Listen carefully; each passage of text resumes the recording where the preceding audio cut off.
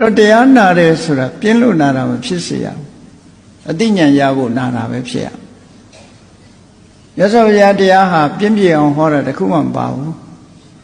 နော်အပြင်းပြေကိုဟောတာမဟုတ်ဘူးအသိဉာဏ်ရဖို့ဟောတာအသိဉာဏ်ဆိုတာကြားဘူးနာဝရှိသွားတဲ့အခါမှာကြားယုံကြားပြီးဒီတိုင်းထားသွားလို့ရှိရင်လည်းဘာမှရမှာမဟုတ်ဘူးကြားပြီးတော့မှတ်ရမှတ်ပြီးတော့စဉ်းစားရစဉ်းစားပြီးတော့ရှောင်တဲ့နာနဲ့ဆောင်းတဲ့နာရှောင်ရန်ဆောင်းရန်ရှောင်ရမယ်အောင်ရှောင်မယ်ဆောင်းရမယ်ဆောင်းအဲ့ဒီကြမှာအကျိုးဖြစ်ထွန်းတာဒီလိုဖြစ်ဖို့လိုတယ်နော်တရားဝဲတွေလုပ်ပြီးတရားကျင့်ပါတယ်တရားဝဲကြီးတွေကျင့်ပါတယ်တရားနာတယ်ဆိုတာအသိဉာဏ်ရဖို့လာတာ